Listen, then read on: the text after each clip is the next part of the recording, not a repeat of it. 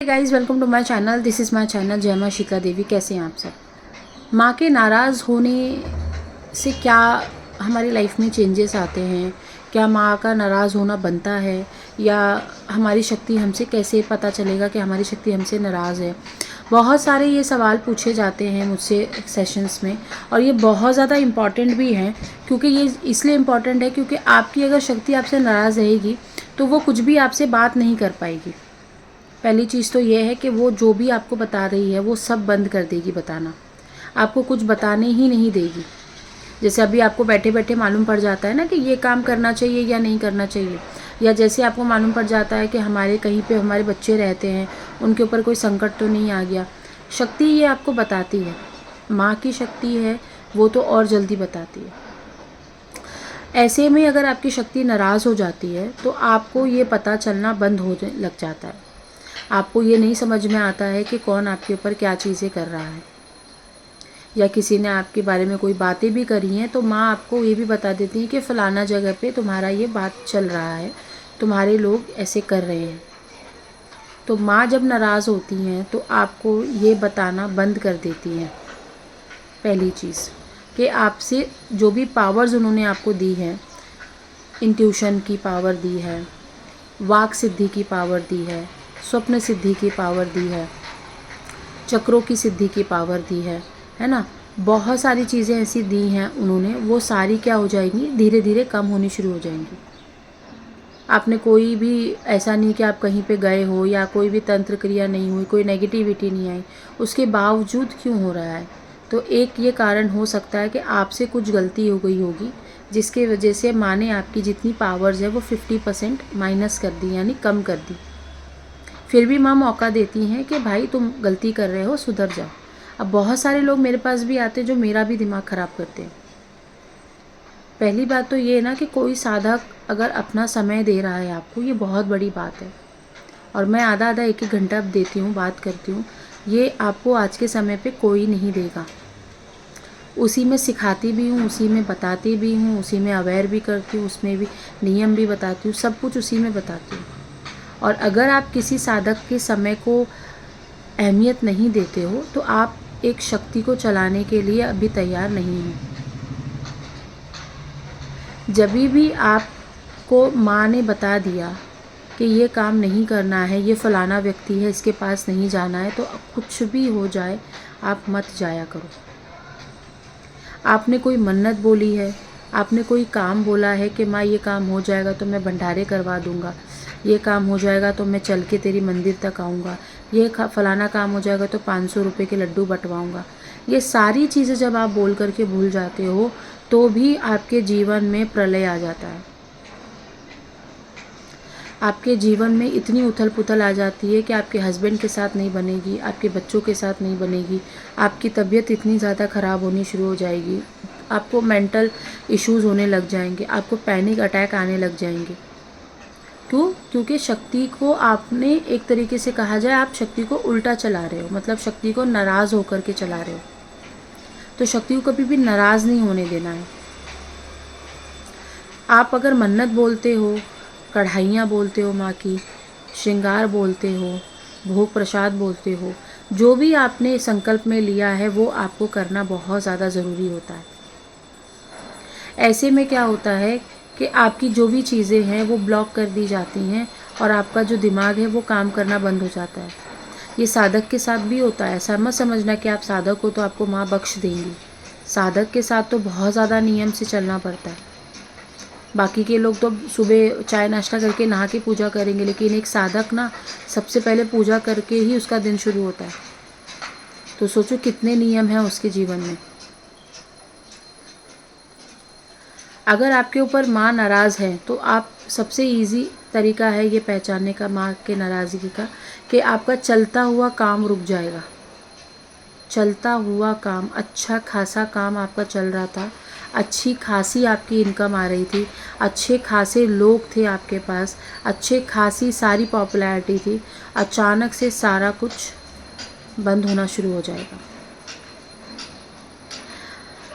माँ आपको सतर्क करती हैं कि ये काम नहीं। अब जैसे मेरे पास लोग आते हैं, मुझे कहते हैं कि मैम प्लीज़ फटाफट हमारे बारे में बता दो। मैं कहती हूँ फटाफट नहीं होता यहाँ पे कोई काम, क्योंकि माँ की आज्ञा है यहाँ पे कि आज शांति से काम होगा। भले ही पूरे दिन में 4 लोग का काम हो, भले ही 4 सेशन हो, लेकिन शांति से होगा, बैठकर होगा, ताकि आप मेरे पास आए हो तो आपकी हर एक सवाल का जवाब माँ से मैं पूछ कर दे सकूँ। तो जो नियम है वो नियम के पालन आपको करने। बहुत सारे हीलर्स आते हैं मेरे पास, बहुत सारे टैरो कार्ड रीडर्स आते हैं, बहुत सारे रेकी हीलर्स आते हैं, वो लोग यही गलतियाँ करते हैं। और बहुत सारे ये भी लोग आते हैं कि उनके अंदर लालच बहुत होता है, कमाते बहुत ज़्यादा, लेकिन जब माँ को देने की बारी आती है तो वो 10 रुपये की लिपस्टिक जाकर दे देंगे। खुद मेबलिन की लगा रहे हैं, लैक्मे की यूज़ कर रहे हैं, लेकिन जाकर के दे देंगे 10 रुपये की लिपस्टिक माँ को। खुद पहन रहे हैं 2-2 3-3 हज़ार की साड़ियाँ, और माँ को लेके जाके दे रहे हैं वो 15 रुपये की चुन्नी। तो माँ नाराज़ नहीं होगी तो क्या होगी? मैं ये नहीं बोलूँगी कि चलो माँ को ये सब चीज़ें बहुत ज़रूरी है, या आप नहीं दोगे तो माँ नाराज़ हो जाएगी। माँ भाव तो देखती है ना। आप मत दो माँ को चुन्नी, आप मंदिरों में मत चढ़ाओ, आप किसी मदद वाले इंसान को दे दो जिसको ज़रूरत है, तो भी माँ बहुत ज़्यादा खुश होती हैं।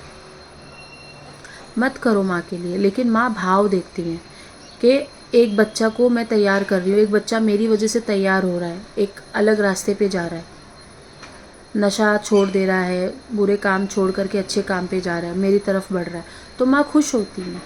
कर्म बहुत मैटर करता है। अगर कर्म आपके अच्छे नहीं हैं, आप झूठ बोलते हो, बहुत गंदी हरकतें करते हो, गंदी गंदी चीज़ें देखते हो, एक्स्ट्रा मैरिटल अफेयर्स होते हैं आपके, गंदे गंदे काम में आपकी इन्वॉल्वमेंट है, ड्रग्स लेते हो, तो ऐसे में तो माँ नाराज़ होती ही है ना।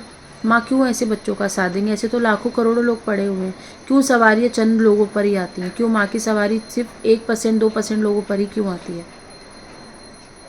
और ये सवारी आपको ना देवभूमि पे, गांव के देवता, गांव के भूमि पे ये ज़्यादातर वहाँ क्यों मिलती हैं?